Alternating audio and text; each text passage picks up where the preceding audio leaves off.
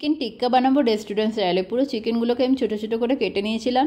তারপরে কেটে নিয়ে এর মধ্যে আমি 2 টেবিল চামচ কাশ্মীরি রেড চিলি পাউডার আর 2 টেবিল চামচ আমি আদা রসুনের পেস্ট আমি আগে মিক্সিটা পেস্ট করে নিয়েছিলাম। তো ওটা দিয়ে ভালো করে ম্যারিনেট করে কিছুক্ষণ রেখে দেবো। এটাকে কিছুক্ষণ রেখে দিলে জুসি ভাবটা হবে আর খুব সুন্দরও হবে। তারপরে এটার জন্য আমাকে একটা পেস্ট তৈরি করতে হবে, সেটা আমি করব। আর এটাকে মেখে রেখে তুমি বেশিক্ষণ রাখলেও রাখতে পারো বা কিছুক্ষণের মধ্যেই আবার রান্নাটা শুরু করে নিতে পারো। তারপরে মেখে রেখে দিলাম। আর এর সাথে আমি একটুখানি ছোটো একটা প্যানের মধ্যে 2 টেবিল চামচ অয়েল নিলাম। সর্ষের তেল নিয়েছি, সর্ষের তেলেই এটা করা উচিত। সর্ষের তেল নিয়ে তারপরে ওটা হিট করে নিতে হবে। হিট করে নিয়ে পরে তারপরে বাটিতে, কাঁচের বাটিতে আমি নিয়ে নিলাম।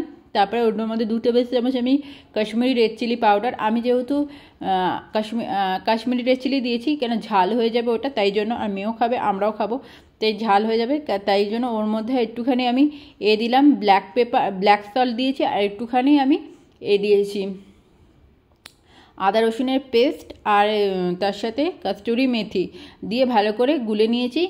আর এটা গুলে নিয়ে তারপর কার্ড দিতে হবে। কার্ডটাকে ভালো করে গুলে নিতে হবে, ফাটিয়ে নিতে হবে, জল ভাব যেন না থাকে।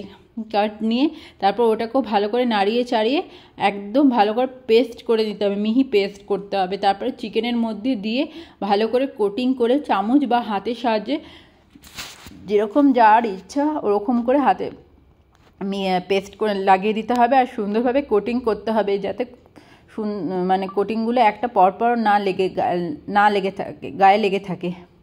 তারপর ওই কোটিং করার পর কিছুক্ষণ রেখে দিতে হবে। আর তার সাথে আমি একটা চারকোল একটুখানি গরম করে নিলাম, হিট করে নিয়ে তারপরে বাটিতে একটা দিয়ে ঘি বা তেলের সাহায্যে এটাকে ঢাকা দিয়ে রেখে দিতে হবে। তারপরে ঢাকা দিয়ে আমি এটাকে কিছুক্ষণ রেখেই দিয়েছিলাম। আরেকটা ধরনের কাস্টার্ড আয়রনের মধ্যে আমি 2 টেবিল চামচ ঘি নিয়েছিলাম। ঘিটাকেও ভালো করে হিট করে নিতে হবে। আর তার সাথে আমি চিকেনের টিক্কাগুলোকে অল্প অল্প করে দিয়ে ভেজে নিয়েছিলাম। 2 জায়গায় 2 পিঠ করে এলোমেলো করে ভালো করে ভেজে নিতে হবে, এরকম ভেজে তুলে রেখে দিয়েছি। আর ওই প্যানের মধ্যেই আমি একটা তেজপাতা আর সামান্য জিরে দিয়ে ভালো করে নাড়িয়ে চাড়িয়ে খুব ভালো করে নাড়িয়ে অনিয়ন স্লাইস করে রেখেছিলাম, ওই অনিয়ন দিয়ে দিয়েছি। অনিয়নটাকে দিয়ে খুব ভালো করে ভাজতে হবে। এটা খুব ইজি রান্নাটা, আমি তো রেসিপি দেখি তারপর ওরকমভাবেই করার চেষ্টা করেছি। তারপরে পেঁয়াজটাকে ভালো করে স্লাইস করে লাল লাল করে একদম ব্রাউনিশ করে নিতে হবে। আর তার সাথে টমেটো আর হচ্ছে টমেটোটাকেও ভালো করে নাড়িয়ে একদম নরম ভাব হয়ে যাবে। আর ধনেপাতার ডাঁঠাল আছে ওটাও দিয়ে আদা রসুনের অল্প পেস্ট দিয়ে ভালো করে নাড়িয়ে কস্তুরি মেথি দিয়ে নাড়াতে হবে। ভালো করে নাড়িয়ে তারপরে একটু মিক্সিতে তুমি ঠান্ডা করে এটাকে পেস্ট করতে হবে। তেজপাতাটাকে নামিয়ে দিতে হবে, নামিয়ে তারপরে পেস্ট করে নিলে এর পেস্টটা রেখে দিতে হবে। এর পেস্টটা রেখে দিয়ে তারপরে আবার একটা কি করতে হবে, ওই তাওয়ার মধ্যেই সামান্য একটুখানি অয়েল দিয়ে দেবে। অয়েল দিয়ে তারপরে একটুখানি টমেটো, একটুখানি পেঁয়াজ, সামান্য যেরকম যার পরিমাণ থাকবে ওরকম করে চপ করে কেটে নিয়ে ওটাকে আবার ভেজে নিতে হবে। ভেজে নিয়ে আমার বাটিতে যেই মিক্সচারটা ছিল, যেটা আগের ছিল পেস্ট, একটা দই কার্ড দিয়ে যেটা আমি করেছিলাম, আর তেল, oil, Kashmiri red chilli, kasuri মেথি, ওইগুলো পেস্টটাও দিয়ে দিয়েছিলাম, অল্প রেখেছিলাম। আর তার সাথে এই পেস্টটাকেও দিয়ে ভালো করে কষিয়ে নিয়ে একদম একদম কাঁচা ভাব থাকবে না, কষিয়ে নিতে হবে।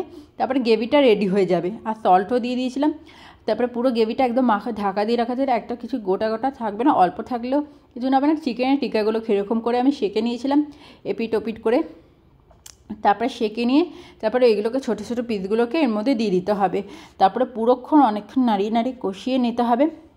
কষানোর ভাবটা একদম পুরো হয়ে গেলে তেল দেখবে উপর থেকে ভাসছে, বা আরও ভালো করে কষিয়ে নিতে হবে, একদম ঘন ভাব এসে যাবে। তারপরে একটুখানি কার্ড বা দিয়ে দেবে ওই ক্রিম। আমার কাছে কার্ড ছিল, আমি কার্ড দিয়ে দিয়েছি। ভালো লাগলে লাইক সাবস্ক্রাইব করতে, টাটা।